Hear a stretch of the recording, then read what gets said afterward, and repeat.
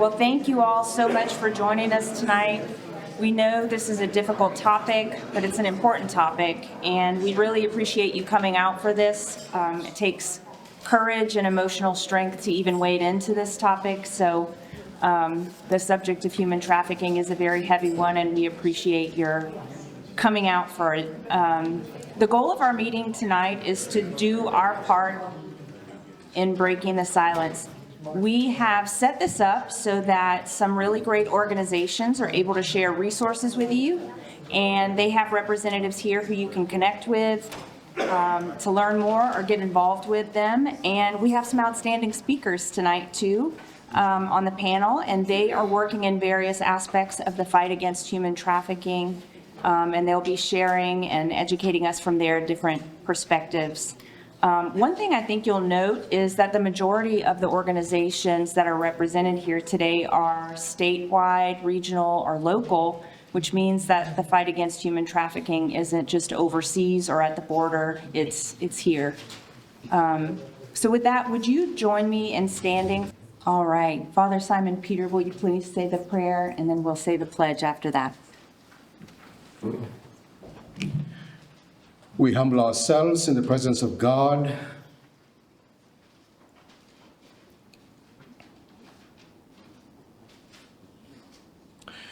Loving God, we stand in your presence with thanksgiving in our hearts.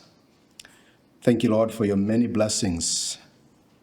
Thank you especially for the gift of life that you have bestowed upon each one of us. Loving God, as we meet tonight, pour forth your grace upon us.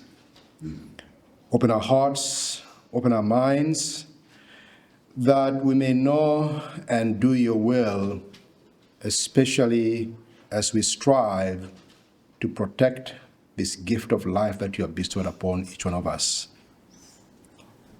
This we ask through Christ our Lord. Amen. Thank you, Father. Thank you. And if the veterans and elected officials would remain standing after the pledge. I pledge allegiance to the flag of the United States of America and to the republic for which it stands, one nation, under God, indivisible, with liberty and justice for all. All right. Thank you for your service.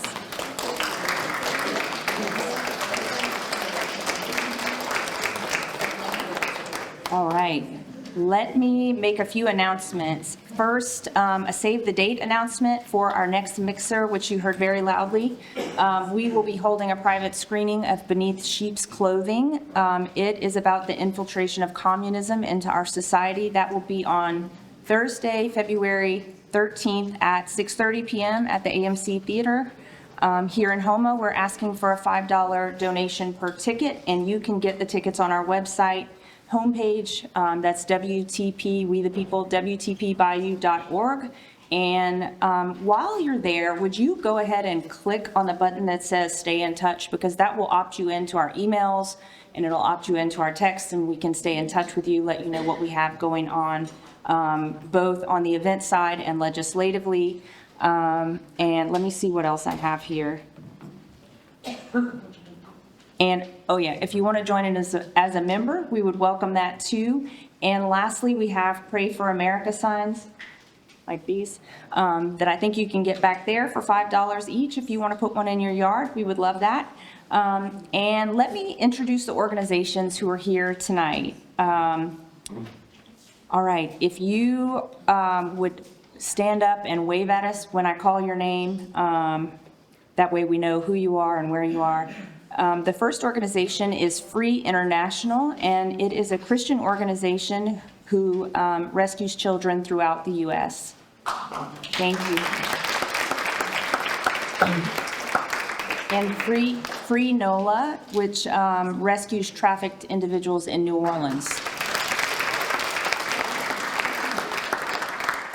The Haven is based in Terrebonne, and they work with survivors and families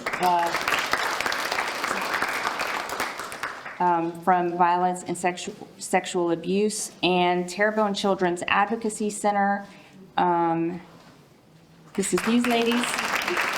They're covering Terrebonne and Lafourche parishes and the Louisiana Governor's Office for Human Trafficking and Prevention.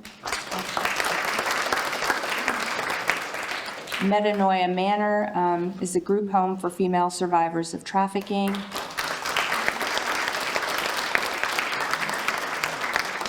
And then some local officials who, during the Q&A, we may ask them if you have an answer to some of the questions, please feel free to raise your hands. But Sheriff Tim Saunier is here along with Lieutenant Jason Telegram from this. He's with the Special Victims Unit, and Monica McComber from Lafourche Parish Sheriff's Office. She's with the Police Social Services. Senator Mike Facey, District Attorney Joe Waits, and Dennis Elfert with his office, and Miss Sandra LaRose from Terrebonne Parish School Board. Thank you all for all your work and your service to our community. Also, one other note, there are note cards throughout the room on chairs, so if you have a question that comes up while you hear the presentations, please just write your question on a card, and we have a few people who you can wave at, and they will bring the cards up here.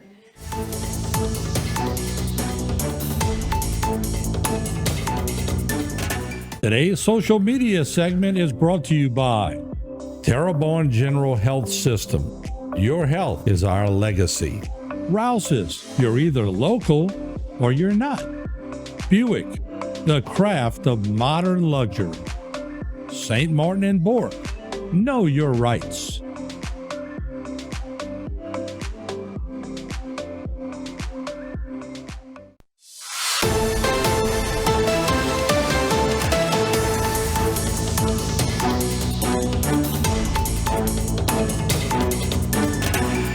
We have a lot to get through tonight, and our speakers have been asked to keep their talks short and sweet. So we have a lot of time for Q&A, and I will do my part by keeping their intros short and also by keeping time. So y'all be on alert. I'm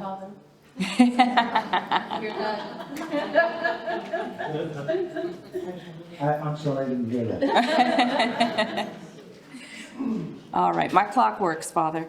All right, why don't we start out with the ladies from Terrebonne Child Advocacy Center. It's Madison Sampe and Taylor Jackson. They are human trafficking care coordinators. Okay, we're going to start with a video from the governor.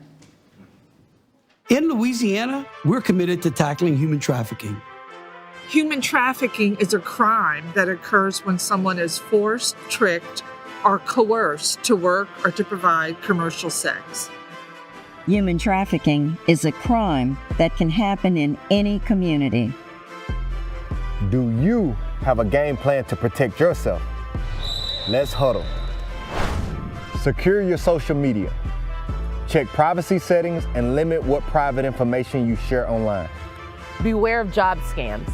Be cautious of jobs that seem too good to be true, like advertisements that offer high-paying jobs for simple work. Learn safe relationship tips. You should feel safe and respected in your relationships. Know your local resources. Be prepared with support if someone confides to you about an abusive situation. Let's tackle human trafficking Together! Awesome. Well, Taylor and Madison, if you wouldn't mind talking to us about what the Children's Advocacy Center offers and care coordination, and talk maybe about risk factors as well, if you have time. Yes. All right. Good evening, everyone. Oop, can you hear me? Is this on? Y'all good? All right. I'm Madison Sampe, and I am Taylor Jackson. Oops, sorry. I'm a little short. And so, like she said, we are from the Child Advocacy Center in Terrebonne Parish. We serve the Thibodeau region, Region 4, and we serve Terrebonne, Assumption, Lafourche Parish, St. James, St. John, and St. Charles. And so, like she said, today we're going to be talking about some indicators of trafficking, how to make a report, and just briefly what we do as a CAC. So I just want to start with a quick definition of what trafficking is, just because we are going to get to that more in depth down the line. So really, I want you to focus on the three words: force, fraud, and coercion. So human trafficking is the crime of using force, fraud, or coercion to compel another person into a commercial sex act or labor service against their will. So to start with making a report of potential trafficking, I know that members of the community, whenever you say the word trafficking, it's kind of shocking. You're like, okay, how do I make a report? Am I supposed to report anything I see, or do I have to 100% know that trafficking is happening to report it? So you as a community member, it is not your job to ever prove that trafficking is happening. All you do is, if you have a concern or you spot some of these indicators that I'm about to go over, you can just make the report, and we'll go over what to call. So some common indicators are if a child has run away multiple times, if they have chronic STIs, unusual or suspicious injuries, tattoos, branding, unexplainable gifts, hotel key cards, multiple cell phones, multiple social media accounts, truancy, unexplained travel, or unexplainable changes in attitudes, behaviors, or appearances. And so while none of these indicators will 100% confirm trafficking, these are just signs that we say as a community we should look out for. So if you see something, it's better to say something. Okay. So now to make a report, if it's an immediate emergency, as if the child is in immediate danger, we want you to call the authorities, 911, obviously. And if it is a non-emergent situation, meaning, you spot some of these indicators and you're like, okay, I think this might be happening, DCFS has a trafficking hotline. And so we have those numbers in the pamphlets in the back, and you're gonna hit option 4. And that's gonna transfer you to our lovely ladies at LACAC over here. And then that's when Taylor and I get the referral as care coordinators at the CAC. Yes, and so at the CAC, the Child Advocacy Center, the goal of the CAC is to protect and care for victims of child abuse, neglect, human trafficking, and children who do witness violent crimes. And so within the CAC, we house a forensic interviewer, your human trafficking care coordinators, a victim advocate, and a trauma therapist. And so in our position, when you do call the DCFS hotline, which goes to the state, and then through the two lovely ladies there at LACAC, they then send a referral to us. And once we get the referral, we look at it, we read it, and then we send it to our law enforcement agency, whether it's local or we have to go state, whichever one. And whenever we get it, we look at it to see if it's confirmed, suspected, or at-risk victims. And then after that, we facilitate meetings with those partners and with those agencies to proper care for the child and provide those services, whether it's with DCFS, Common Thread, medical providers, trauma therapists, and after that, initial staffing. Then that's pretty much it. And we do stay in communication to provide those services and just make sure that the child is continuing to be safe and in a good predicament. So. Wow, y'all are good. Thank you. I'd love to hope that y'all are not very busy. I would love to hope that.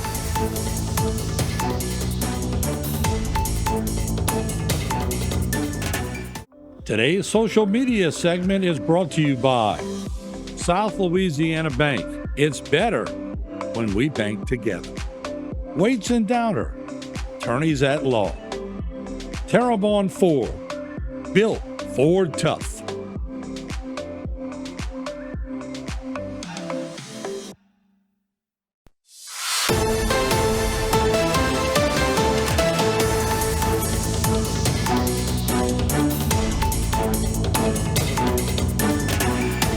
Now, Father Bahi from Metanoia Manor and his colleague, and I met you last year, but I can't recall your name. I'm so sorry. He repeats. Father Chuck Swanson. Good evening, everyone, and thank you for having us. But before I begin, Father Chuck and I usually get the microphone. Make no mistake about it, the work we do is not because of what we do. But just please stand up.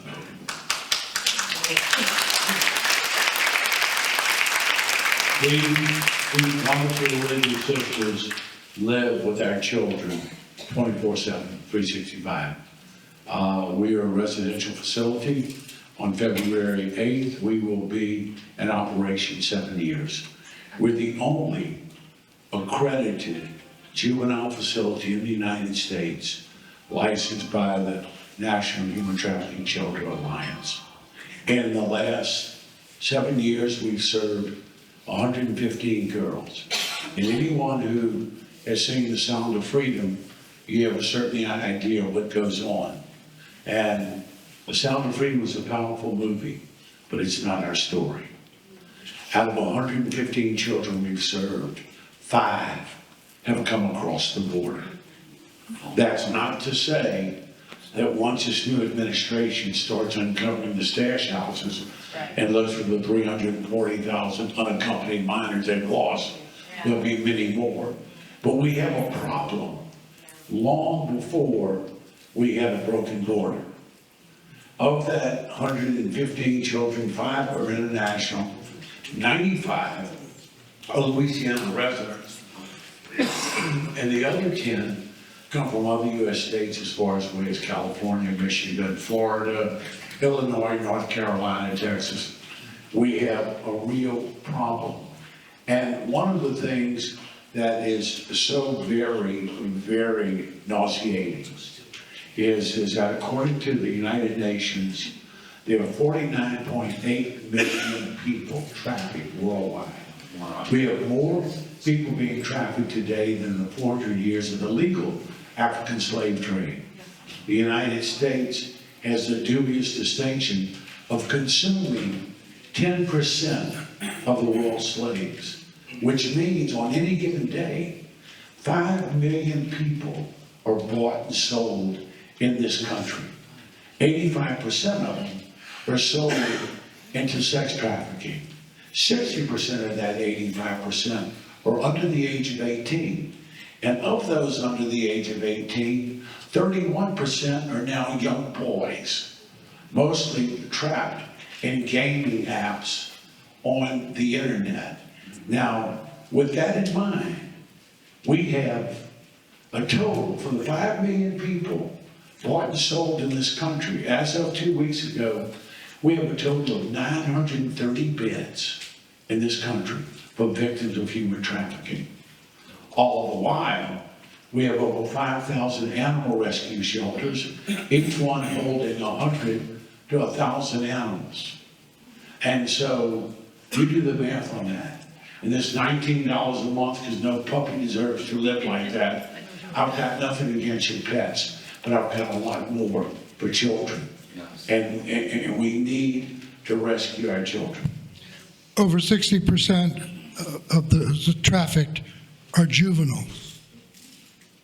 But of the 950 beds that Father talked about, here in the United States, there are 250 for juveniles, for the 60%. And pop. Well, maybe. I can't stop popping.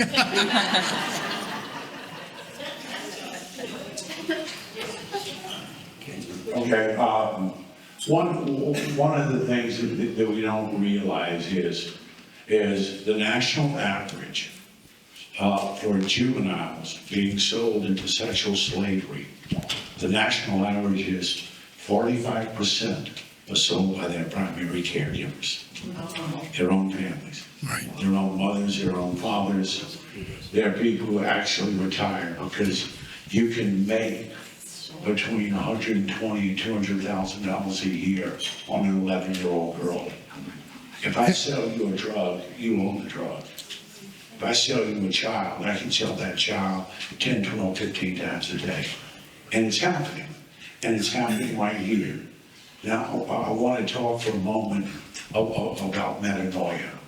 We decided when we built it that our children had been used enough. So we built a brand new facility 16 bedrooms, 16 bathrooms. Each child has their own private bathroom because of the violations that have taken place prior to their coming to us.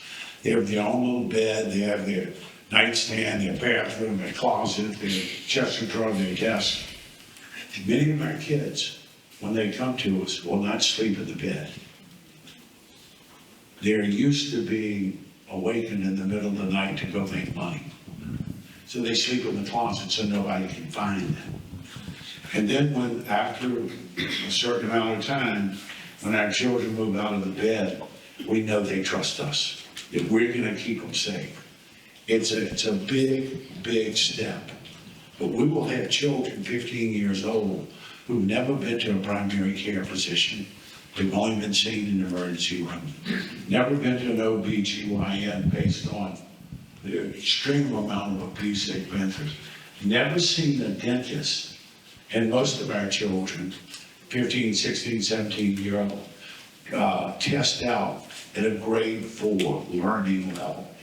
And the only reason they test out is a grade 4. That's as low as the testing goes. The two questions that we get when we talk to groups like this is this. Well, it doesn't happen here, does it? Not in this small little town. Do you have the internet here? It happens. It happens. Second question is, it's not our girls, is it? Guess what? Yeah. I mean, I'm offended by that question. No Right. child, I don't care where you come from, deserves to be treated as these children have been treated. One of the beautiful things that happens with having these wonderful sisters live with our girls is for many of these kids, it's the first time they've had an adult, consistent figure in their life that's not going to hurt them. It's the first time that when they're in the middle of the night, if they're crying and sisters walking down the hall, you're going to go in and sit on the side of the bed and rub their back until they fall asleep. Because at nighttime, it's really tough for our children. That's where many of the activities took place. Now, we're not just social work on steroids, okay? The sisters, they don't know why they dress so funny. They don't know why they pray all the time. But they know they're here because they love us. They're not here for the money. It makes a huge, huge difference in the psyche of these children to feel safe and they can go and they can talk to someone.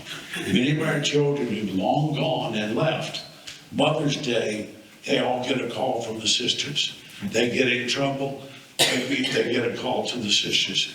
These have become the rudders in their completely dysfunctional childhood and life. And the secret to our success, if they're those sisters, I'm closing Metanoia tomorrow because these children need consistency, they need love, they need nurturing, they need guidance, and they will accept it from the sisters. You know, consistency is a big thing. You know the average time that somebody works in a shelter here in the United States? Less than 6 months. So think about 3 shifts for an 11-year-old, changing every 6 months about who's going to be there for their breakfast, lunch, dinner, who's going to help them through their schoolwork, who's going to teach them how to wash their clothes, how to clean their rooms. Personal hygiene, dental hygiene. All that. You know, our statistics are a lot higher than the 46%. Yeah, our children are closer to 65 or 70%. Trafficked by them. Trafficking. So when we first started with DCFS, they said, now remember, our goal is family reunification. I said, life hell. Yeah, right. You know, I'm not sending them back to the people who are responsible for them being here. So our children age out, and many of them have no place to go. We're in the process, and we work with Eaton House in New Orleans, which is a wonderful program. We're in the process of getting a transition house within our own community. The other thing is that people don't realize the trauma is so severe Every morning when we were in town, we were at the convent at 7:30 in the morning saying mass for the nuns. That's very essential to what they do. And we can't wear any cologne. We got to be fragrance free. We walk in there with a certain cologne, and this child would fall apart if that smell reminds them of a very, very traumatic incident in their life. We had one little girl who had nothing but old white-headed men. She stayed away from us. She would be in the other room, and we never approached her. We would hello from across the room. But, that's the reality. And the other thing that we need to understand is that, and we've got these 340,000 unaccompanied minors. We're going to rescue them. Good. What are you going to do with them? 250 beds for minors. 900. Where are you going to put them? You can't mix them either. It doesn't work to put popping again. But the thing is, everyone says, oh, thank you for what you do. We'll pray for you. That's good. And God knows we need prayers because we're dealing with evil here, okay? We really are. But we need people to mobilize. We need places for these children. And you can't just put them anywhere. You put them in a group home, they get a good night's sleep, a meal, they're gone. A lot of these children form trauma bonds. They come from very screwed up family situations. This guy who's been selling them, he lets them sleep in a hotel room. He brings them to a restaurant where you don't order out of the clown's mouth, and he ordered a $200 purse. No one's ever done that for them before. So they think this is a person who loves them. And they'll go back time and time again because it's better in many cases than anything they've ever had before. And at such a young age, a lot of them think it's normal. A lot of them think it's normal. We had a lady that was a survivor that was trafficked by her own father from the age of 3. And then when she got into junior high, she realized that wasn't normal. And so she told somebody. He was arrested. He was charged with 29 charges, went to trial, was convicted on 27 of them. And guess what? He got less than 6 months in jail. High money, low. Globally, we were just at the European Parliament a month ago. On a global average, 1 in 7,000 traffickers who are arrested are prosecuted. 1 in 7,000. 1 in 7,000. I'd like to know that too. Yeah. I'd also like to know who was on Jeffrey Epstein's plane with P. Diddy parties and the Playboy Mansion. I don't know where the protection's coming. So. And the shipping containers. But, we've had children with us 2 years, gone to court 4 times, and when they go to court to face their trafficker, they don't eat for 2 days. Everything they eat turns to diarrhea. They're up in a ball. They go to court, sits on a bench in the hall. The 2 lawyers go to the judge. Someone files a motion, and she goes home. We had it happen, and finally she said, excuse me, being rude, shit on it. I'm living locked up, and no one cares about my trafficker. And I know we have our DA here, and I know we have a legislator. We need real, serious changes when it comes to human trafficking. The fact that someone can buy and sell a child, and they can go to, be arrested and have years before they go to court. I'm going to tell you one story in Baton Rouge. Then you got to stop. I will. Well, no, we got for 7/10. Shut up. Anyway. No. And this happened in September. They arrested a 28-year-old man. In 2019, this young man was arrested for carnal knowledge of a juvenile. Then, in 2021, he was arrested for trafficking 4 teenage girls out of a motel. In September of 2024, he was arrested again for trafficking 4 teenage girls out of a motel on the Airline Highway in Baton Rouge.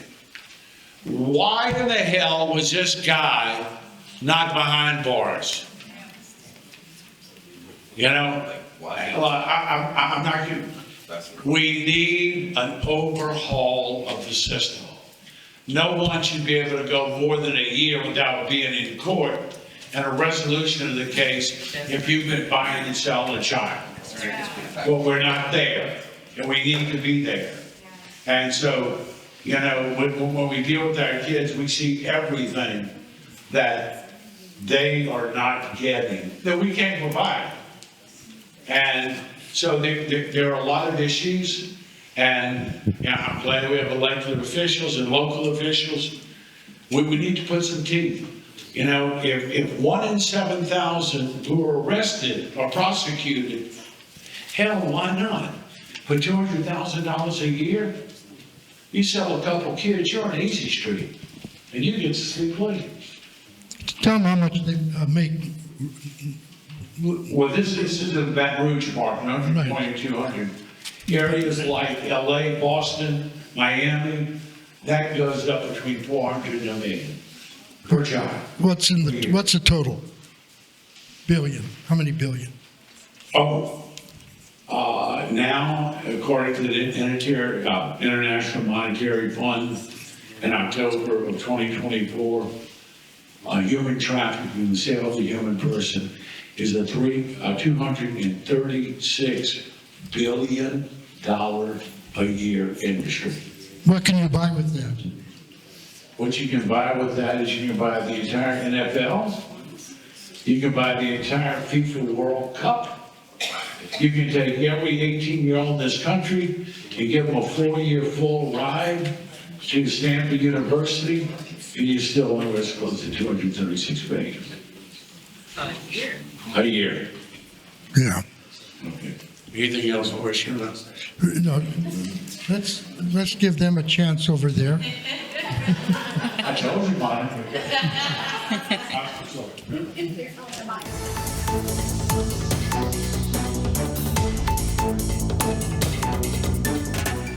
Today's social media segment is brought to you by Alford and Associates for all of your insurance needs.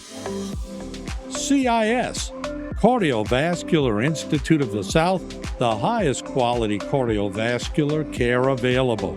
Barker Honda, the Barker family tradition of quality.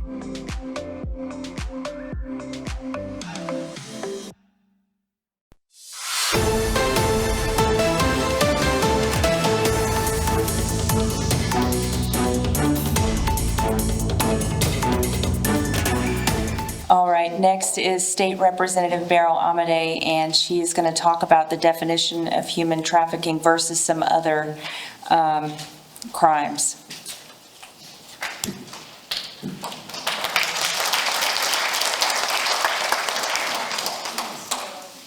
Let's get along before you speak. Yeah. So, you guys are hard to follow, especially when you just talked about the laws that are not really being enforced. And I'm supposed to talk about definitions and laws here. Okay. All right. Better not. It's getting better. Yeah, thank you, because that's where I'm going. Okay, human trafficking includes work trafficking and sex trafficking.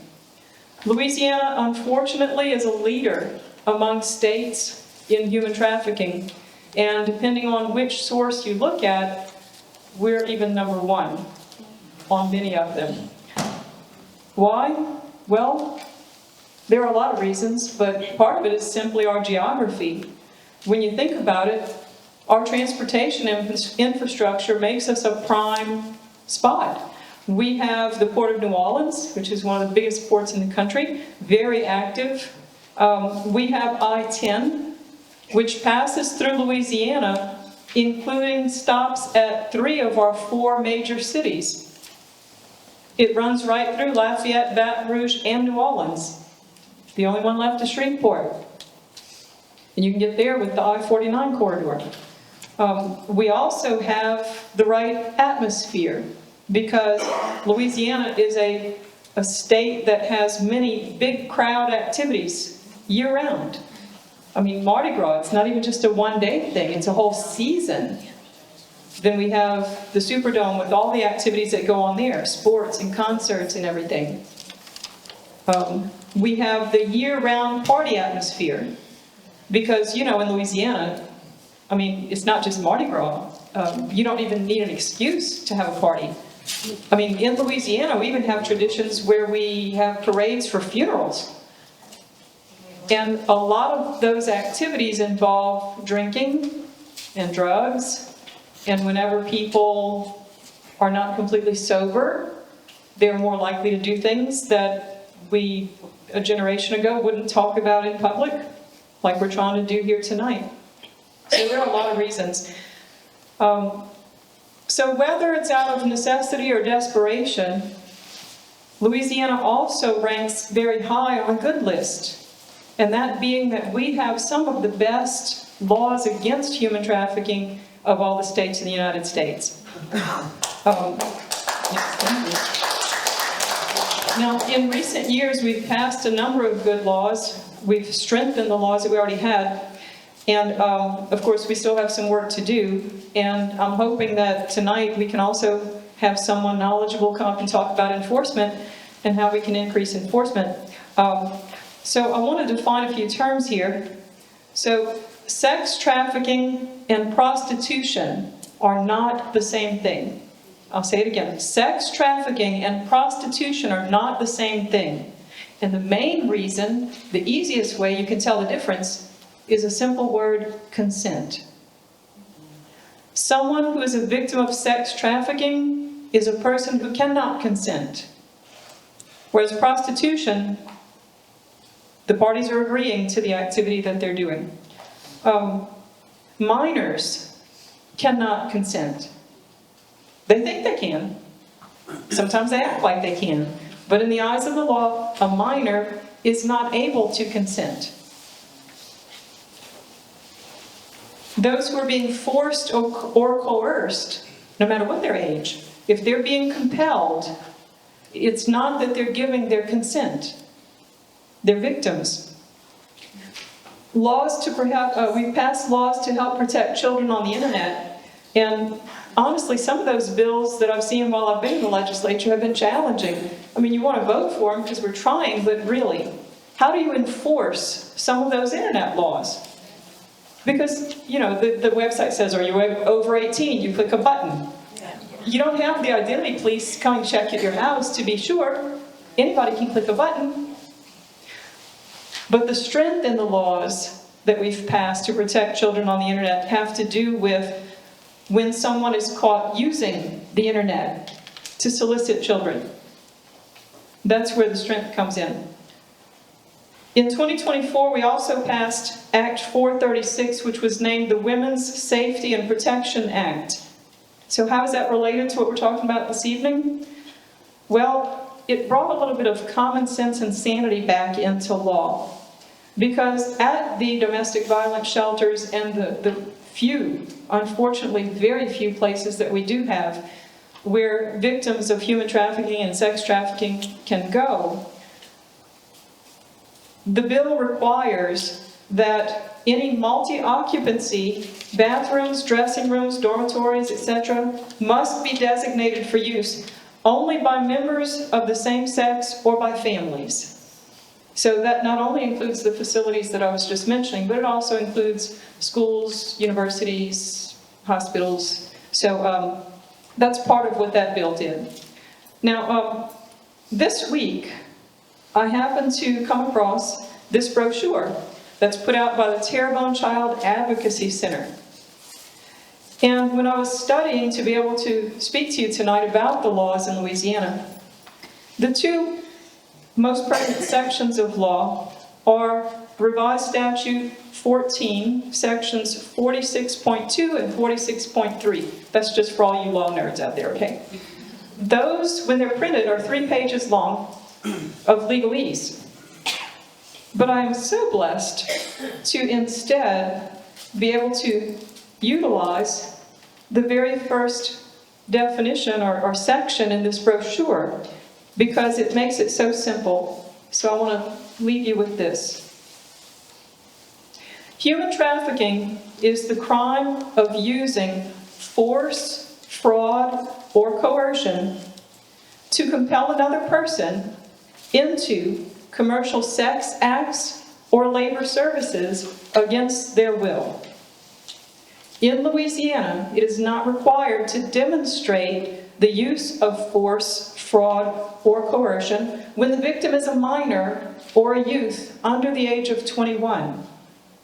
This means that any person in Louisiana under the age of 21 who is engaging in commercial sex acts is a victim of crime and not a criminal. Thank you.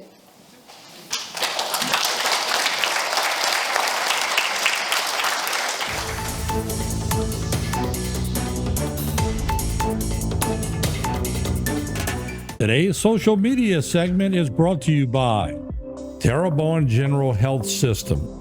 Your health is our legacy. Rouse's, you're either local or you're not. Buick, the craft of modern luxury. St. Martin and Bork, know your rights.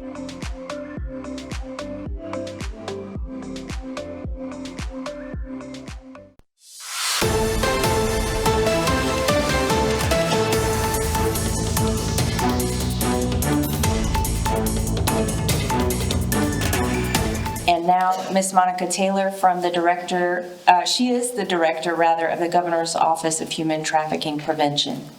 How much time do I have? You're good. You're good. So, thank you so much. So I feel like we're kind of going from the very nuance of it to a little bit more of big picture.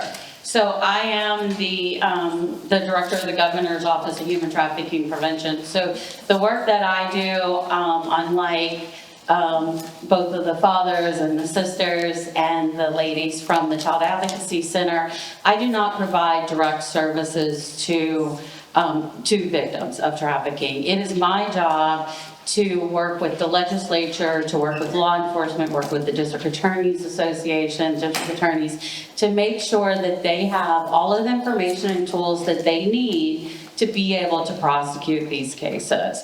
And so some of the things that we've been doing and we have been hearing is that about the penalties that Father mentioned. And so these are some things that we are looking at changing in the upcoming legislative session.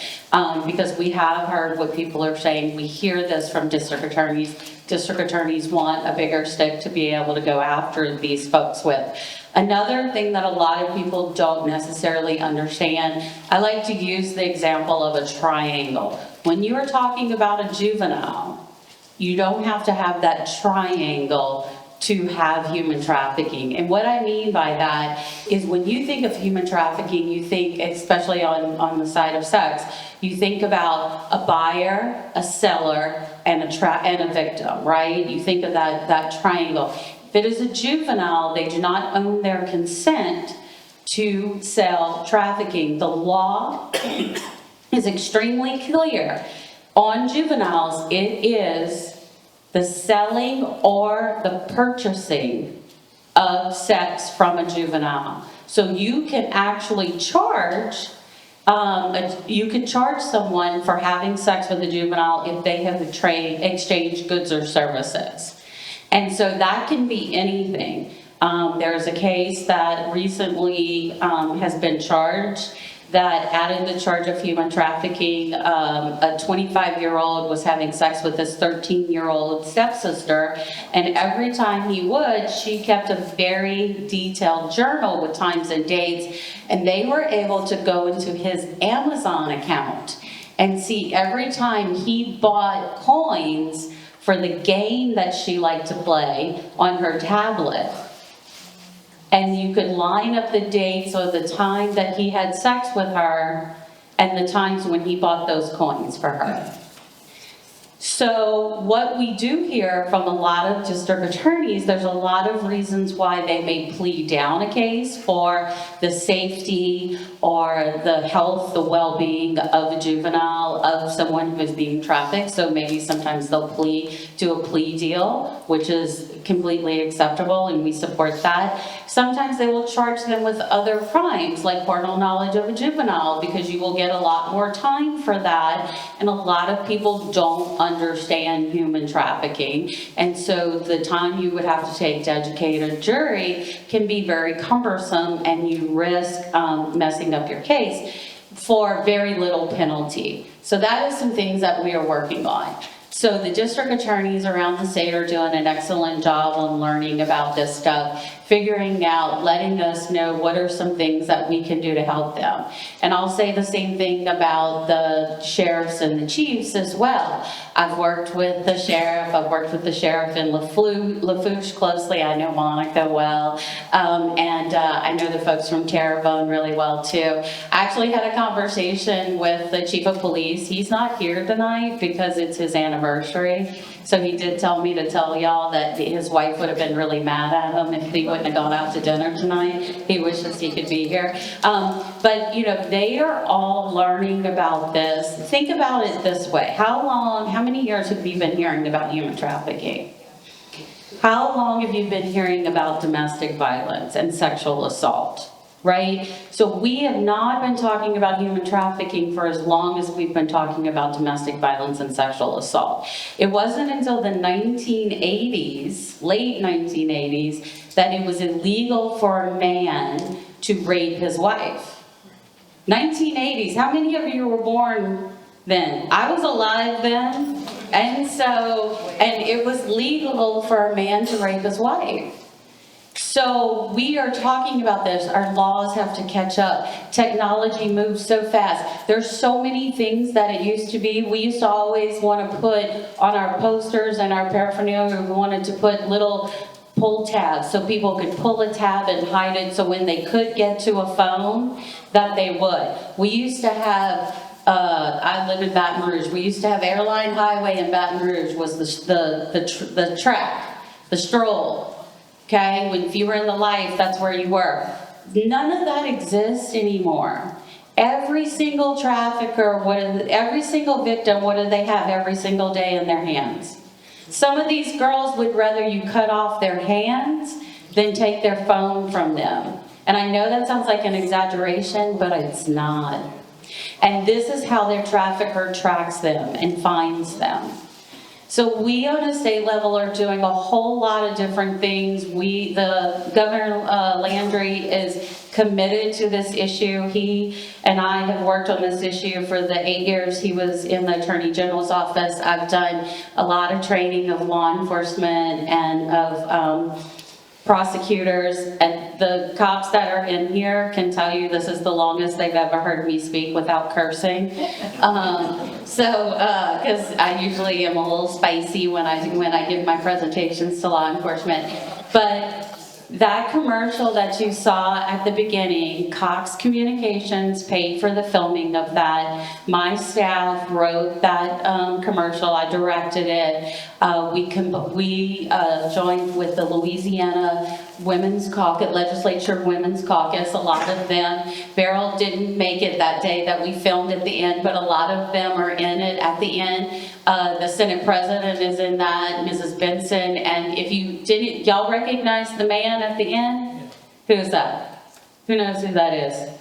Demario Davis from the New Orleans Saints. He is the leading tackler with the New Orleans Saints, and he is him and his wife, that was his wife, that was with him, Tamala. They're lovely people. They have been giving of themselves and giving money to this issue, helping with making New Orleans a better place.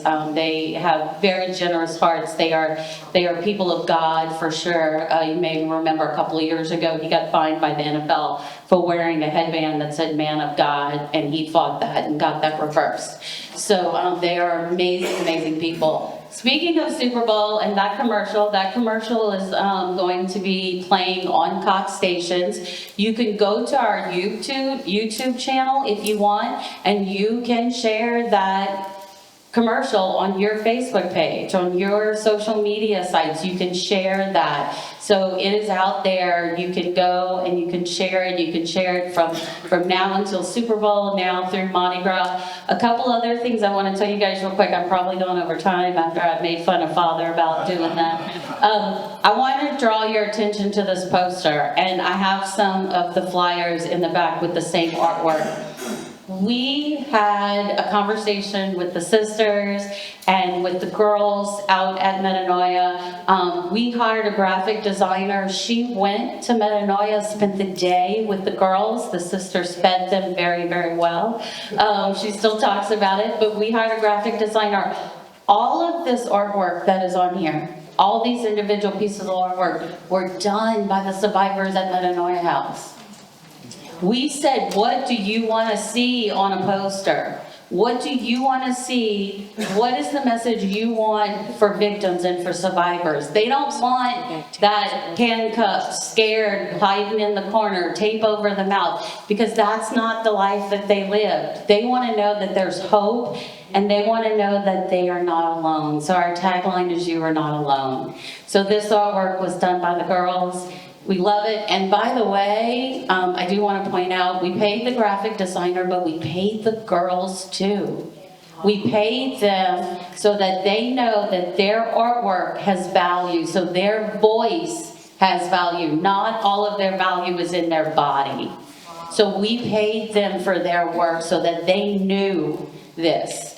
And so on there is a QR code, and you can also, on my table back there, I have some of the flyers you can pick up, and we have these. We live in an anxious world. This is called a calm strip. It's rough. You rub your hand over it, and it makes you feel better. Makes you, calms you down a little bit. Our QR code is on this as well. We have put things on, and we have worked with survivors on putting this together. On our landing page with that QR code, if you have food or housing insecurity, which can make you vulnerable to someone trying to traffic you, we have information on there. If you're a victim of domestic violence or sexual assault, if you have mental health issues, if you need medical assistance, if you need assistance for human trafficking, any of those things, we have all of the resources there on that page for people. So please pick up the posters, pick up the cards. And I think I covered everything. I do super quick want to introduce, if it's okay, I want to introduce Crystal and Jasmine, if they want to stand up. They're with the Louisiana Alliance of Child Advocacy Centers.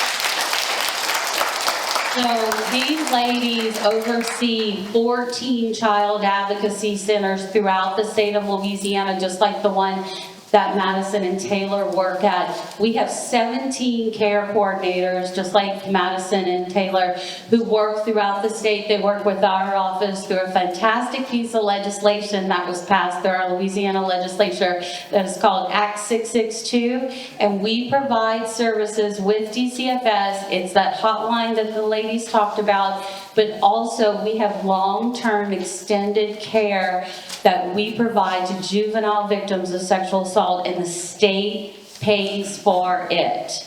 So with the care coordinators and our advocacy centers, which is Common Thread and Unbound Now, are the two advocacy centers that we work with, they provide long-term services. So when law enforcement does sting operations, we have advocates who are there, and the advocates talk to the victims that show up, and they tell them, the advocates have water for them, clothes for them, because they show up in booty shorts and sports bras, and it's cold outside. They have clothes and shoes for them, and they offer them a place to stay. They offer them a way to get back home. They offer them support and love, just like the sisters do every day, unconditional love. So I think that's it. I'll stop now. All right. Thank you, Monica.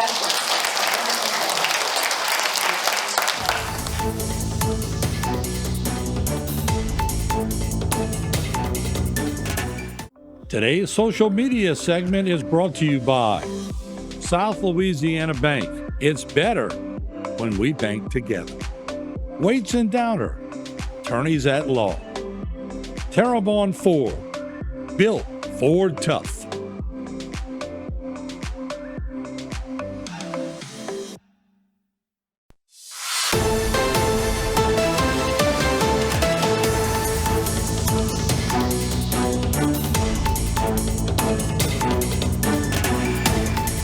Before we move into the Q&A, we will be passing a hat around to give you an opportunity to donate. All of the funds that we collect this evening will be donated to the organizations that are here in support of victims.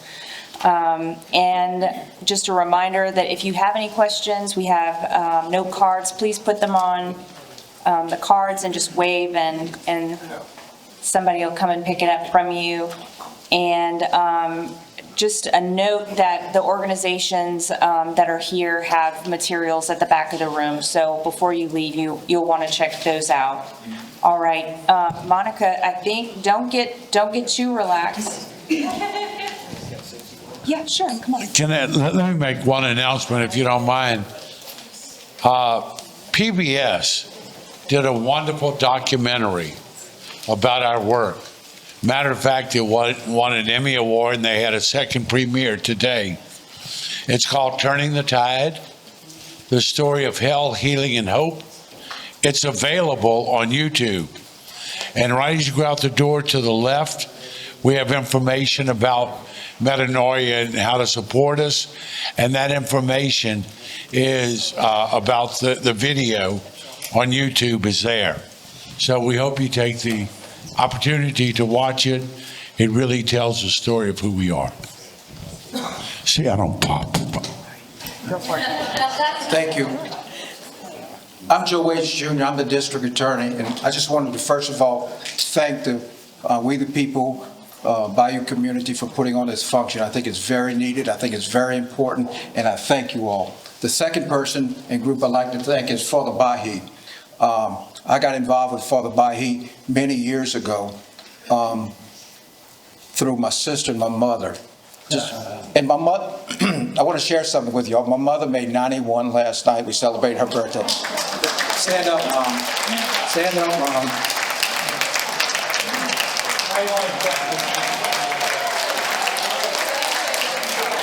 I am one of seven children, and she might not want to answer this question, but Mom, tell them who's your favorite.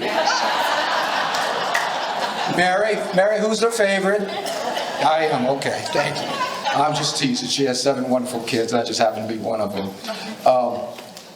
About 7 or 8 years ago, I forget when it was, I got a call from my sister and my mother about getting involved with Father Bayou. I knew of him because of my brother John and Mary, my mother, all close to him. And Mary called me and asked me, I said, yeah, I'm gonna try to make it. And about 15 minutes later, I got a second phone call, and it was from my mother, said, son, you will be there.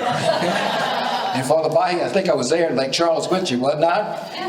Yeah, so anyway, we started this many years ago, and it's an honor and privilege to be involved, because I got to tell you, years ago, you say human trafficking, I was, like, I don't think we got a problem here. Now I know we have a problem. I know there are issues here, and we are trying to address it.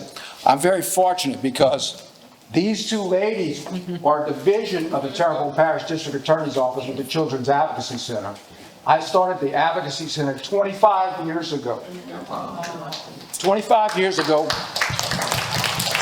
as strictly a prosecutorial tool to help children through the court system, little kids that were victims of crimes. It's very traumatic for them. And since that time, we have full-time counselors. We have ladies like this. We're in the school system. We are doing everything in our power to be proactive and specifically address the human trafficking problems that exist. These two ladies are trained to help identify these problems, bring them to my attention, and if we can make a case in Terrebonne Parish, we do it. And these two ladies are my barometer for help getting those cases through the system. So I thank you, Madison. I thank you, Taylor, for what you all do, and I appreciate and love you all for helping our children. I just wanted you all to know I recognize the problem.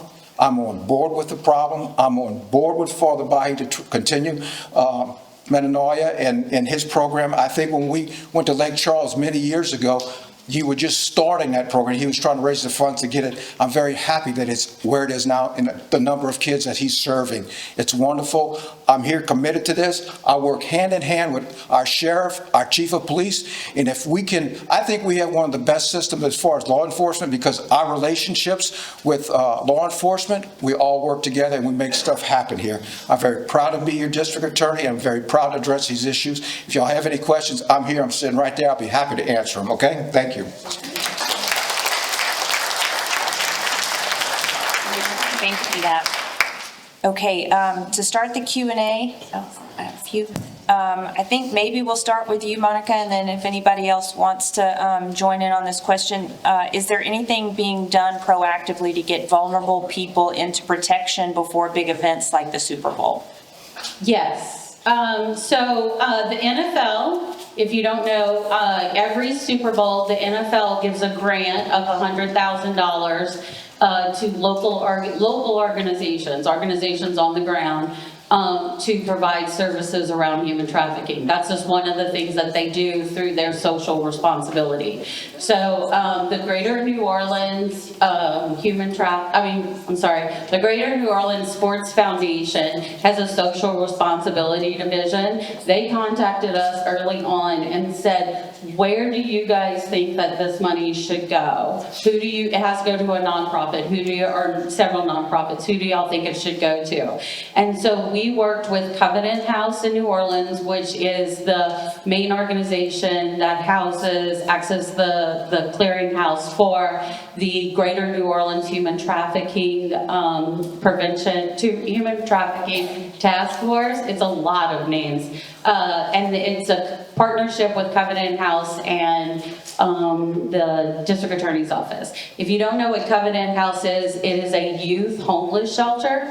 So when we wrote the grant for Covenant House to get that $100,000 from the NFL, what we said is that 10% is going to go to printing information to get the information out there. So these flyers, these posters, all of that stuff it's being printed through that grant, and 90% of that money is being spent on direct services and harm reduction.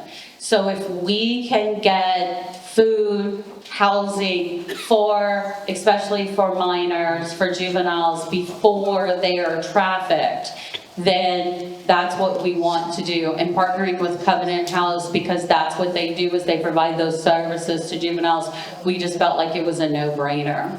So that's one of the biggest things that we're doing leading up to the Super Bowl. Great, thank you. And again, if anyone has anything to add, y'all just raise your hand. Where do most of the government funds go throughout the state for trafficking?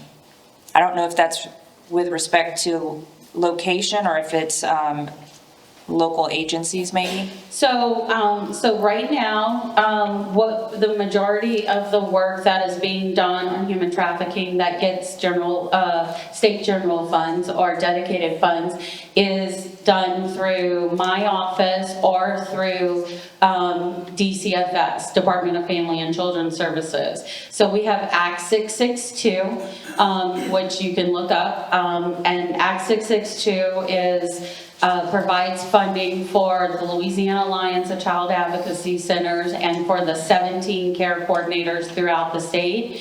It also provides funds for those services. So we put out an RFP every 3 years. An RFP is a request for proposals. Sorry, the government person in me starting to come out using all these acronyms. A request for proposals, and groups can come in and put forth a proposal. So we have two groups right now. One services Baton Rouge and New Orleans, which is Unbound Now. The other one services the rest of the state, which is Common Thread, and they provide the direct services. So, for instance, the other night there was a young girl, 16 years old, pregnant, she's a runaway from DCFS's custody. Law enforcement spotted her, they brought her in, they called the care coordinator in the DCFS hotline. A coordinator from Common Thread went to the police station and sat with her, and then when she started cramping while they were waiting for DCFS to come, she started cramping because she is pregnant. They transported her, the police department transported her to the hospital. The advocate went with her to the hospital, sat with her, stayed with her the whole time. And let me tell y'all something. This advocate has been with this child through multiple times that this child has run away, multiple times that she has, I think one time the story goes, she threw a Coke can at one of the advocates, and the advocate just said, okay, I'm not leaving. You can throw a Coke can at me if you want, but I'm not leaving. And they're not used to that. They're used to when they throw a Coke can, then the person's like, fine, you don't want my help, I'm leaving. And these advocates stay with them, and that is all state general dollars. So what we do is we have this funding, but we push it down to the locals. We push it down to people like Madison and Taylor, who have the relationships with the DA, with the sheriff, with the police department, with their officers, and they have each other's cell phone numbers, and they call each other, and they talk all the time and everything. I don't keep that money. That money's all pushed down so that we can provide more. I will say one more thing and then I'll stop talking on this. One of the things that I have been talking about a whole lot, and I said this yesterday in a committee hearing on Task Force on Child Abuse, is that the DA, what he did 20 some years ago by forming the CAC was brilliant. I'm not just saying that because your mom was here, but it was brilliant. Because what we have learned, we all know we have a crime problem, right? And Governor Landry has done things to try and address that. But what happens is these NGOs, whether it's the ladies with domestic violence or sexual assault or child advocacy centers, these NGOs receive very little state funding, very little dedicated funding. They're always the first ones to get cut, state and federal funding. They're clobbering things together. They keep victims engaged with the criminal justice system. And without these NGOs and without us funding these NGOs, our criminal justice system is not going to keep the victims engaged to put the perpetrators in jail. And so the DA having this idea to start this child advocacy center 20 some years ago was really a brilliant idea. So I applaud him for that.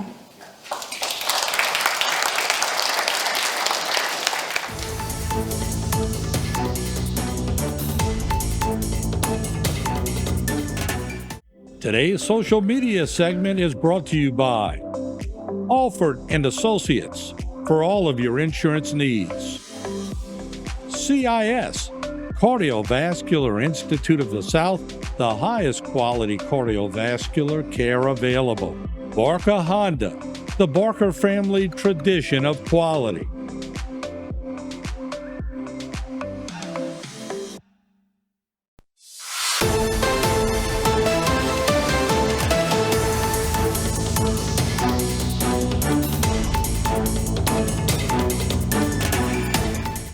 Okay, for the parents of minors here, what can we do to protect our children regarding iPhones and social media?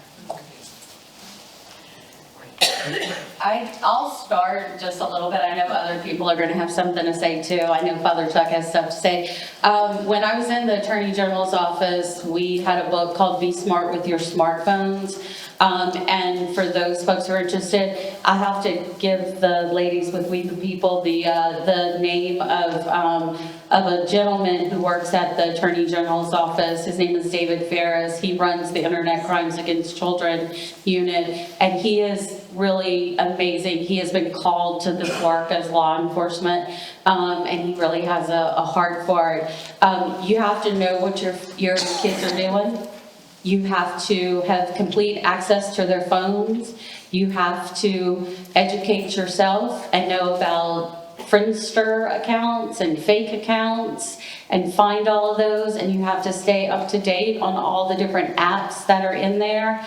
You have to watch everything that they do, whether it's on gaming devices. I think Father Chuck mentioned that earlier, the online multiplayer video, whatever, shoot, kill 'em games or whatever, that they're talking to people that they don't know on the internet. Those are all things that you have to talk to your kids about this. So many people are afraid to talk to their kids about this issue. You have to talk to them and let them know. And it's not, who in here is a Gen Xer? Y'all know what a Gen Xer is? Born? Yeah, so I know you don't want to raise your hands because you're apathetic. But, you know, you remember it's 10 o'clock where your kids? So it's not out there. It's in the bedroom. It's in their room. Your kids should not have their cell phones or their tablets in their bedrooms at night at all. They should be put someplace else where the parents have them charging overnight. They should not be there. The computer should be in a place where everyone can walk by and see it at any point in time. You just turn the internet off. Yes, you can turn the internet off. Yes, you can absolutely turn the internet off at night. Yep. You want to go? You know, take the phone out of the children's room. Take it out of the room. Would you let a 22-year-old into your house, into your daughter's 14-year-old bedroom? You wouldn't do that, would you? Don't let them take the phone. It's the same thing.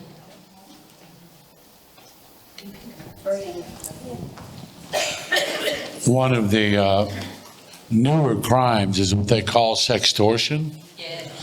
And what's happening is, it happened in Brandon, Mississippi. 16-year-old boy, great kid, played ball, hunted with his dad, he was in junior ROTC, takes his phone to bed and gets a ping about 11 o'clock at night.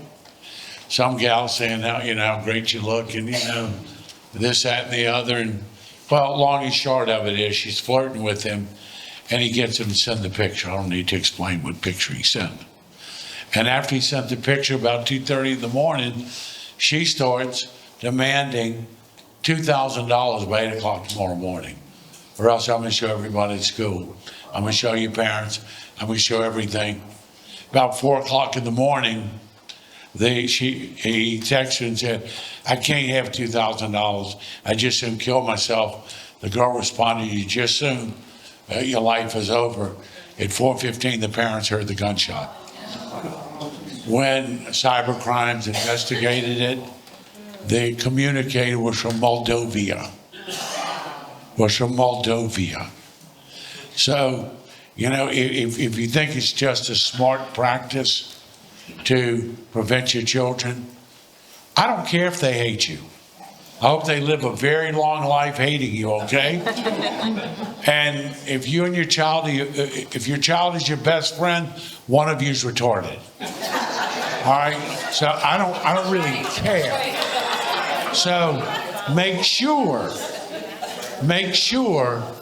that their electronics are not left up to them out of your presence.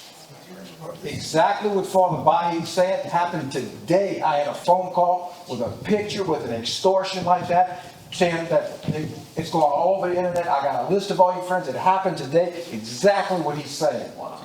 Here in this great metropolitan area. Right. It happens anywhere. And it's not just the bedroom in your house. Check your kids' phone and computers. Do it. Check it. Know all their passwords. Exactly. Know all their passwords. If they've got a hidden password, And look, kids are so much smarter than we are. Okay. But know all their passwords, and if they won't give you their passwords, then when you're old enough to buy your own $1,400 phone and pay your bill, you take it back. I'm paying for it. I want to know everything that's on it. Yeah, it's your phone, not theirs. That's enough. All right, so I'm Lieutenant Pellegrin. I'm with the Sheriff's Office. I'm the lieutenant over the Special Victims Unit, which we cover all human trafficking, sex crimes. But we're also assigned to ICAC, which is the Internet Crimes Against Children, through the AG's office. So to answer the question, if you go to the website for NCMEC, which is the National Center for Missing and Exploited Children, they have videos starting from kindergarten, going all the way to high school, on phone safety and what to do to help prevent your child from going online. As the father said, I highly recommend, whether it's once a week, twice a week, 3 times a week, take their phone. If you bought the phone, it's your phone, it's not theirs, right? Try and educate yourself on the different apps that are out there because they change all the time. We have to educate ourselves. There's also on the phones, it's like little safes, if you want to call it that, where they can look stuff up and they'll put it in this little app that looks like a safe, but it's masked by something else. So it might show Snapchat, but it's not Snapchat. It's like a little safe that's in there, and they put all their secret stuff. So just educate yourself on the different apps. If y'all have any questions on phone safety, or y'all have problems with y'all's children on the phone, on the gaming devices, because all that is open platform, what they call open platform, where they can converse with different people while they're playing the game. Call me, and we'll help y'all out. That's where a lot of gaming, a lot of traffickers are on gaming thing. Well, it's due. So, just to give you an example, we had a 11-year-old girl. There was an app, but never heard of it. It was called Kiss Kiss. And she was old enough to get on this app, but it was like spin the bottle. So she could spin the bottle and play with all these different people that she didn't know, and it was an open platform. So she started communicating with these men, and then they would tell her to go to meet, like a Text Now app or Snapchat or whatever app they wanted to communicate with her to, or communicate with her at. And then they start communicating and sending each other pictures and stuff, but she's 11. But if you just look at the app, I mean, the parents didn't know. They weren't familiar with the app. We weren't familiar with the app, but the apps change all the time. So, I mean, the best you can, educate yourself, but get with us. May you repeat the name of the site that people can go to, please? Yeah, it's the National Center for Missing and Exploited Children, or NCMEC. It's the same people that put out the missing children posters and stuff like that. The reason why they do that, when they monitor all the child porn through the internet, right? So if somebody's uploading child porn, let's say iCloud might flag child porn, they send that to NCMEC. NCMEC in turn does their investigation, attaches a number to the photo, then they send it through ICAC. And then ICAC will distribute it. Okay, well, it looks like the IP address is coming out of Terrebonne. Then they send it to us, and then we start our investigation on the child porn. But they also have other things they do, right? And one of it is to educate parents on phone safety. Thank you. Thank you. So there are some other things as well. So as a mother of a 13-year-old daughter, I've educated her, what does it look like when somebody's trying to groom you? So I think you have to go even a step further than just internet safety, but rather, what does this look like if somebody's trying to do this with you? Now, of course, I have Bark on her phone because as much as we can try to educate ourselves on every single app, it's difficult. Because like he said, it's constantly evolving, constantly evolving. And so when we can put things like, I hope you support Bark, because I'm saying I love Bark, yeah. And so it'll flag any different thing. It'll tell me if my kid has added any more apps into their phone. Even as much as I have a 17-year-old son who watched a video on YouTube, but because it flagged violence right away in real time, it's given it. It also kind of changes with the algorithms and things like that. So if somebody's writing sex like S3, it can still pick those things up. Any mention of suicide on their phone. So any app that they're trying to get will automatically notify you in real time. Because it is important that we're taking the phones away at night and things like that. But what about they have their phones on them 24/7. And then that's constantly us. And as soon as we find out what an app is, there's a new app the next day. So if we can put protectors like that on their phones, so it's automatically notifying me. The name of it again. One of them is Bark, but there's many other. Yeah, there's multiple ones. B-A-R-K, like bark, like a dog bark. That's one of them, but there's many different protectors that we can put on their phones that is monitoring in real time. So where do you find a list of those apps? You can Google it. Yeah. So. Thank you.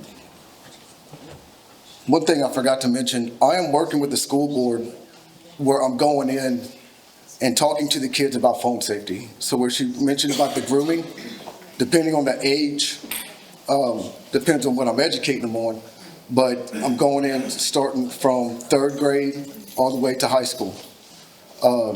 It's something new we're doing. I think I've only done a handful of schools, but everybody's on board with it. I've got it set up for Houma Christian at some point. We have a set a date. But I know the reason why I started doing that is because a lot of parents aren't aware. And our caseload is crazy. So I found one way to do it is to get into the schools and educate the kids. And then we also have stuff set up through the schools where we would have a teacher-parent night, because teachers aren't used to all this either. Everybody's learning about this internet stuff. So if y'all get a flyer or something from the school saying some guys come and talk about phone safety, that's me. All right, there's a group in Sarasota, and I'm drawing a blank, the founder's Elizabeth Good. They've done a K through 12 scope and sequence, Christian-based, and it's for each grade level to educate the children about the dangers of human trafficking. Okay. If you get in touch with me, I'll give you Elizabeth Goods, but it's that type of thing. K through 12, age-appropriate warnings about human trafficking. Hopefully we can get it in the school system. Yes. All right. To piggyback on that, I'm going to call out Beth, who's sitting right here in the front. She does a lot of work with Father Bayou and the sisters in Metanoia House. But Beth is also very active in Baton Rouge in the Rotary Club and Rotary International. And she contacted us a year ago and asked us to start helping do some training in schools on human trafficking. And so actually today, my deputy director was with the care coordinator for Baton Rouge, and they have trained all of the guidance counselors and social workers in East Baton Rouge Parish on what human trafficking is. And this is something we're hoping to roll out statewide to do with all of our care coordinators around the state. I do want to say too, grooming is a big thing, and one of the things that's so hard for us in Southwest Louisiana, right, is you better go hug your grandma. We just got to the house. Go hug your go hug your uncle. Go ahead, just go give him a hug. It don't matter. I know you don't want to. You never see him. You don't know who he is. But that's rude. Stop being rude. You need to be polite. You need to be well behaved. No, children need to know that their body, that they have autonomy over their bodies. And that's so hard for us in Southwest Louisiana because it's not our culture, right? I have great nieces and nephews. I know I don't look old enough for that, but I have great nieces and nephews, and some of them live out of state. And so when they see me, it takes a while for them to warm up to me. And so I always, can Aunt Monica have a hug? Can Aunt Monica have a kiss on the cheek? That kind of thing. I always ask, and if they say no, Okay, that's fine. How about a high five? No? Okay, well, I'll talk, we can sit here and chat, that's fine. But they need to know that they can say no to an adult and it's okay. Yeah. That's good, thank you. Also, Oh, go if I could ahead. just say something as well, just going back to what they were saying with the trainings, we too also offer training in human trafficking 101 and 102 for labor trafficking as well. And we also offer the kindergarten through 12th grade training. It's called the Protect program through 3 Strands Global as well. And it goes for the kids, for staff, guidance counselors, like they said, and for the parents as well, so. Yeah, and so members of the community also, we have all of our flyers back there. It has our contact information. Even if it's you and just one of your friends, you're like, hey, I want to know more about trafficking, how to protect my kids, make sure to just grab one of those. And we are so lucky to be a part of the Terrebonne DA's office. Y'all don't even know how much support they give us and sending us to so many trainings, because their goal is to help stop that re-victimization of the kids, just because these cases are so complex.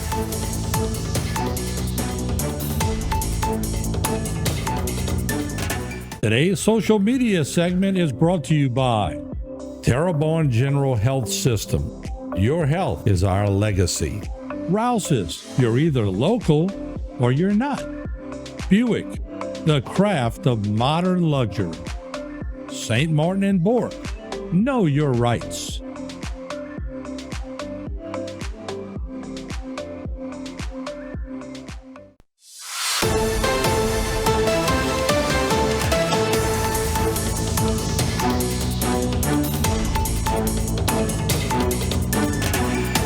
Are there any laws in Louisiana that can force a juvenile to stay in a youth shelter, or can they leave at any time like in other cities like Las Vegas and Pensacola?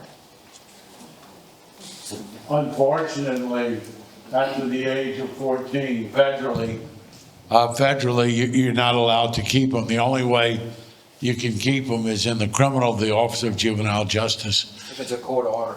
Yeah, it's a court order, but it's really sad. I mean, which one of you have raised a 14-year-old and said, well, now that you're 14, you can do whatever you want. Mom and dad can't stop you. But that's the insanity of it. How difficult would it be to write a bill for, basically, you have to be 18 years or older to own a phone? Good luck. The bill is it's worse than that. Writing a bill is easy. We could write one tonight. Passing a bill is the difficult thing. And then if it passes, enforcing the law is going to be a problem. So really, when we're talking about minors, the authority needs to remain with the parents as to what the minors can own or utilize. People, if you have a child, be a parent, monitor your household, keep an eye on what comes and goes, keep an eye on what they have. They could have a phone that you didn't even buy for them, which could be a big, serious problem. Australia just outlawed social media for anyone under the age of 16.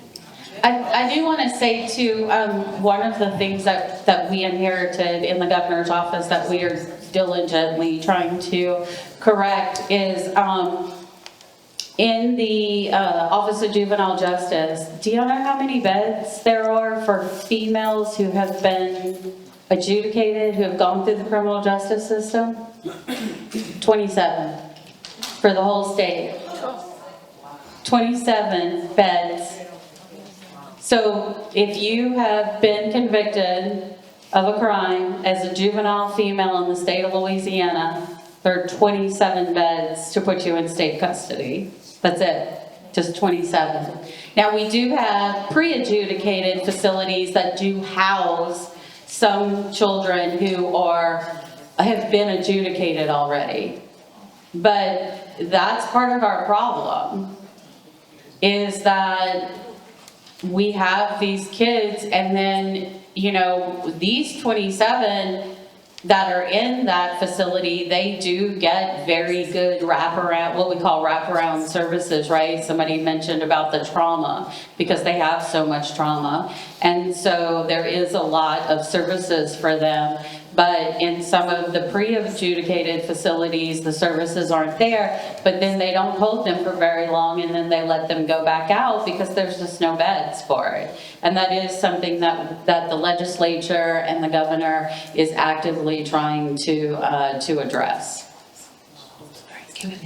Thank you. Good evening, everybody. My name is Ebony Bailey. I'm actually part of the We the People Human Trafficking Committee. I used to work in a juvenile treatment facility for juveniles who were sex offenders and who also were many times victims themselves. And I also used to do community case management. And I just wanted to add a comment to everything that everyone has said. Definitely keep these in mind, but I will simply say, as a former case manager and person who worked with these children, you're not going to be able to police it all. The one thing I absolutely want to tell you is developing a relationship with your child that they can feel confident to come to you and talk to you is really the only way. I have an 18-year-old. I work full-time. I'm here doing these things, and I know many of you are. There's no way, shape, or form you're going to learn. My daughter has Roblox now. She has TikTok. I have no idea. I'm at the age now where she has to help me get in my phone. So respectfully, trying to manage and understand all of that, absolutely. Get yourself educated on what you need to get educated on. But it's a process. Going through this, learning this, understanding it, it takes time. Even working in the treatment facility, it took me a lot of time to understand what we were dealing with, what the depth of it is. But the most important thing, like Father Bahi and them said, was developing a relationship with your child that they feel comfortable with you. Because if someone is messaging them on the phone, or if somebody is talking to them at school, or if somebody in your household, because that's, as Father Bahi also said, half of this problem starts in the house. And I know we don't want to talk about that. It's extremely uncomfortable. But if we can just solve the household problem, we've solved half the problem there. And we keep on making laws trying to fix the problems, and we look to our DAs and we look to legislative leaders, okay, let's do this. And these are well-meaning questions. How do we, enforce a phone policy? How do we take away TikTok? And it's like, well, we can do those things, but we also must hold ourselves accountable as parents. And we must hold ourselves accountable in the community. So I just wanted to put that out there. Thank you. And it's important that a child has two parents. That's very important. That most of our children are in situations that is a single parent household and there's never been a father figure, and they are at higher risk for so many things that are not good. Okay, the next question is, does Terrebonne Parish Sheriff's Office have a website to where we can find resources to learn more about all the services or all the programs y'all have? I'll stand over that. All right, we do have a free app, and there's a lot of resources and numbers that's on our app. It's an app. It's absolutely free. Wasn't free for me. However, actually it was, because I do have my own IT guy, and when we wanted to put an app for information, because it's going to be a lot more just information when people want to know, but it's also for storms, a lot of things or events. I got my own people. We designed it. They want to charge like $40,000. I learned for $700 was able to make it free on the App Store, and we had to design it. Just had to get approved by Apple and Android. So we do have it's tpso.net. You go on app. And we do have phone numbers, we have tips, we have a tip hotline. If there's any information you suspect something, you can send it directly to us. Our guys from narcotics, if you suspect maybe some prostitution going on, anything, it's totally anonymous. Our people, we have people watch that and follow up on those type of things. And it's free. How much does it cost? Free. Free.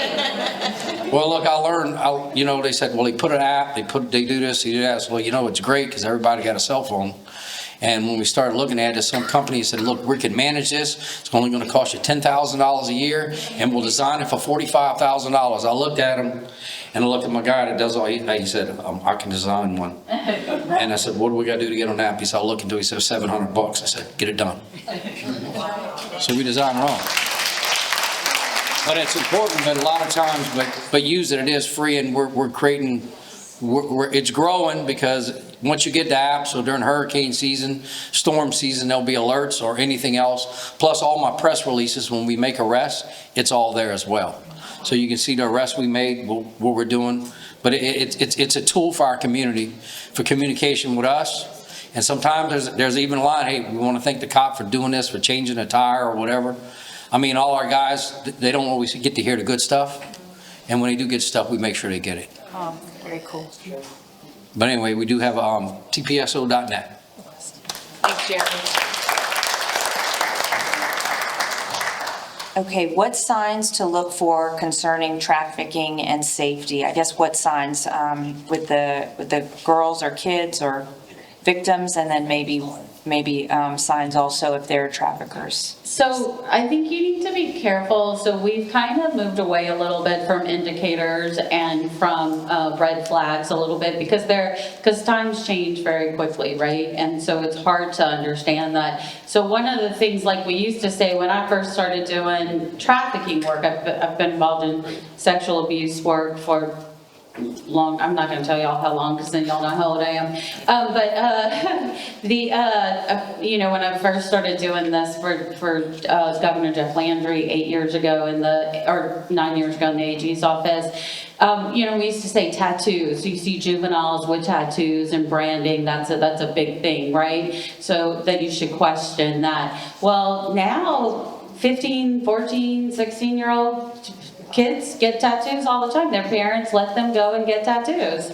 And so it's not the taboo thing anymore, right? So you do have, it's harder to kind of point out some of the indicators.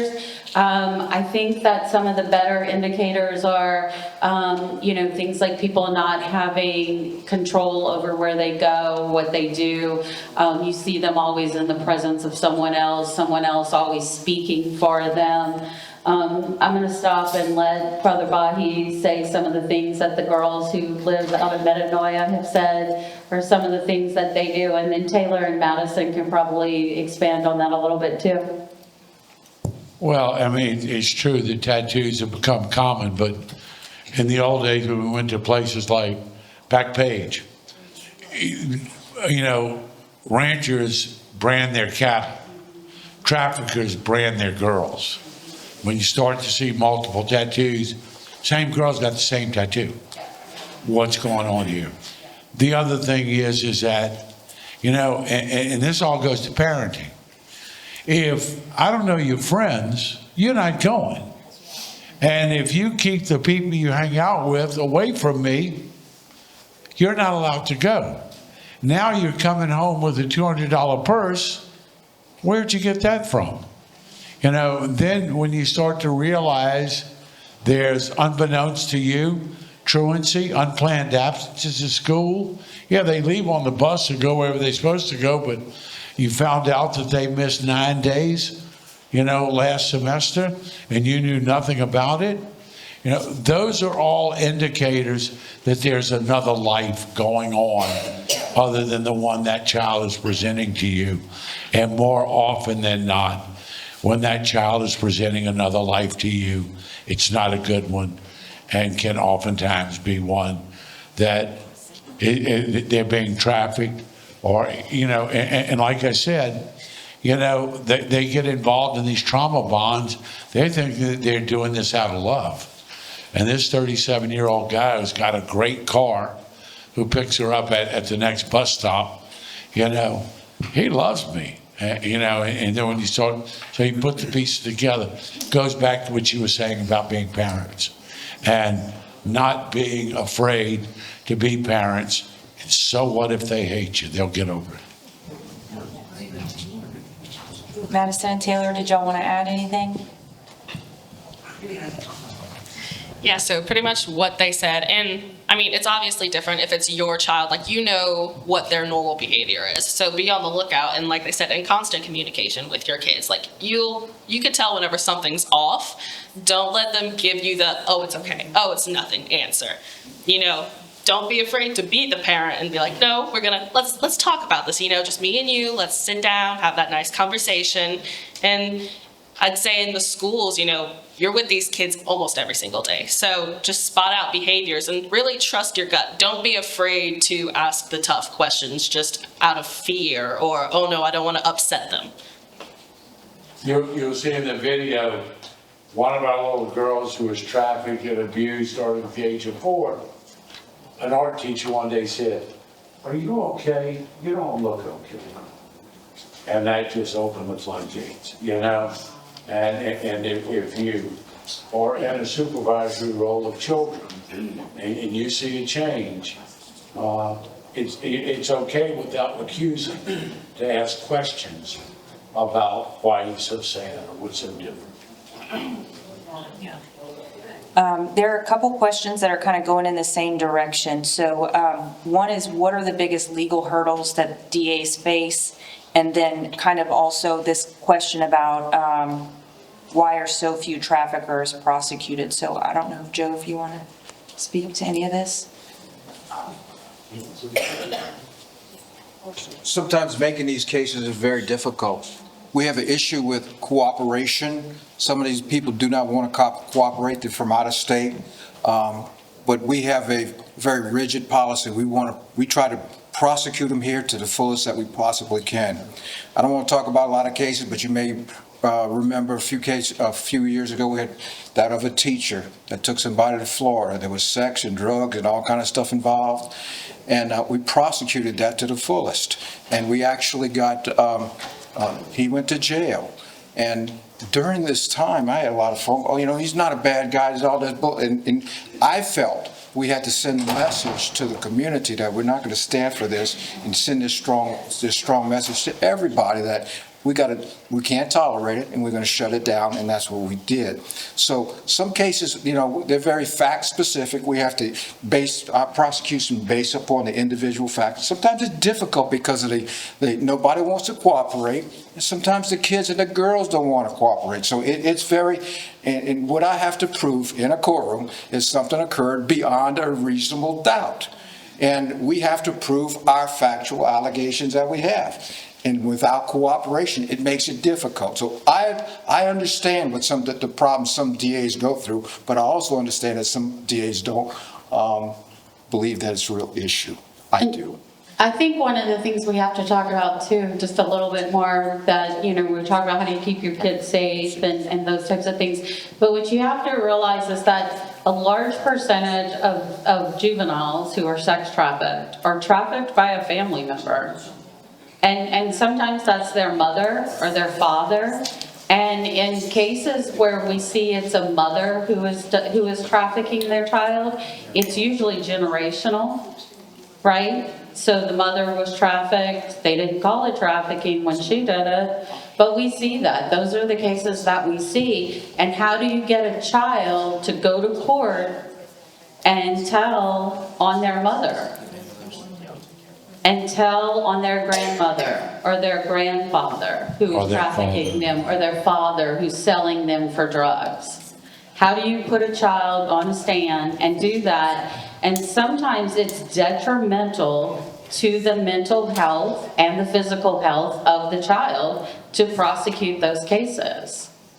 The other thing is that what I would hope legislatively, we prosecute murder cases all the time without a witness. To have a 13-year-old, 14-year-old, go in and look at a 37-year-old man and say that man did X, Y, and Z.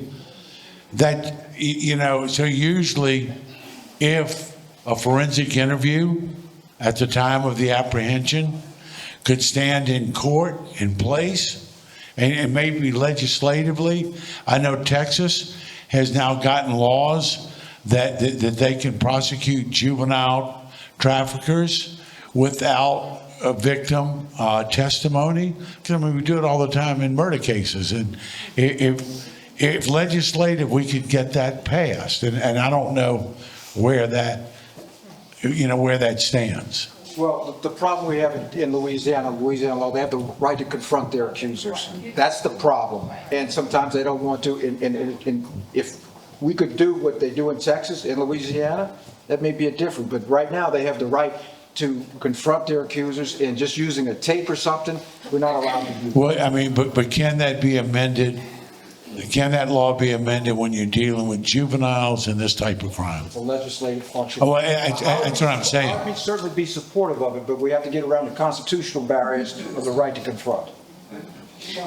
I mean, And also, whenever. At the end of the day, just protect kids, man. Like here's the thing. You got people that run around. If you got somebody that wants to be a damn pedophile, and they know that they're going to go to jail for 6 months, and then they're going to get out and they're going to be allowed to do it again, and they get caught. Like, what are you doing to protect kids? If we can't protect our kids, who can we protect? Like, think about it, man. So, like, what's the biggest thing they can get hit with as a penalty? That would be my question. Like, if they're looking at, they make what did he say? What numbers did he say earlier? He said $1 million a year they can make doing this? You think they care if they go to jail for a year? Like, what did he say? Annually, how much do they make? He said a lot of money. That's what I know, right? So, what are they going to care if they go to jail for a year, 2 years, 6 months? I mean, come on. It's usually a lot longer than that. I mean, it depends. There's different laws. There's carnal knowledge of a juvenile. There's sexual abuse of a juvenile. There's human trafficking. When you say, you know what, you don't get to do this to kids at all. Right. And make that statement very clear. Like, when does that become a thing? Because, like, I've seen it happen too many times in my family. That's part of the reason I'm here. And I'm pissed off about it. Like, you're going to start having good men. This is the thing that everybody needs to think about, because this will happen. You're going to start having good men do things about it, and they're going to be tried in court. Look, the thing that happened, who wasn't in Baton Rouge at the airport a long time ago? Yeah, I think you're going to have situations like that, because I can tell you what, I got a 17-year-old daughter, and I will tell you right now, let somebody touch my daughter. The man's not going to live. So the only thing that I understand. Am I wrong for doing that? No, well, I understand. Yeah. Like, somebody needs to be held accountable. I understand what you're saying, and our criminal justice system in the United States, not just in Louisiana, in the United States, definitely has flaws in it, but it is the best criminal justice system in the world. It absolutely is. And it does have flaws, but I do believe that it is one of the best in the world. I will say this, in that case, the child who was kidnapped and abused, his name is Jody Plauché. He wrote a book called Why, Gary, Why? And actually, it was very detrimental to Jody's recovery and mental health that his dad killed his abuser, that his dad killed his perpetrator. So it was actually very damaging to Jody's mental health. During the Gary Nesser trial, we saw the gentleman who had 2 daughters. He kind of got famous because he had a IBEW, a union electrician shirt on, but he actually jumped over the barrier and tried to beat up Gary Nesser. His daughters have been very public about how detrimental that was to their mental health and to their recovery. So I do understand your frustration. I understand what you're saying. We are changing the penalty. We're trying to change the penalty phase for human trafficking cases. Well, the greatest penalty is you can go to jail for the rest of your life. It depends on what charges it is, what the crime is. There's different kinds of degree of crime. Excuse me? What's the cost to the state? To put somebody away for the rest of their life, the actual dollar cost to the state? Yes. I'd have to ask DOC what that is. All right, we'll wrap this up. Maybe y'all can talk after. I know some of our speakers have to leave because they've traveled. Like, when we start talking about that, I'll ask everybody this question. Do you want to pay to keep a pedophile in jail? Who in here wants to say yes to that? I don't think anybody does. Yeah. Okay. So what am I saying? I'll just leave it at that. Well, no, I did a residency in the California prison system, and 80% of the pedophiles had had sex forced on them by a legal adult before the age of 12. I don't know where I would be today if that happened to me. That's all I'm going to say. And so, I don't in any way excuse what they did or think it's acceptable. But we're talking about generational trafficking. Unfortunately, we have generational sexual dysfunction as well. And the other thing is, all those coming across the border, we've only talked about us here. That's a whole nother evening. It is. It is. Yeah. Well, thank you all so much for coming. Thank you for our speakers, for taking the time, for driving, for spending your evening with us.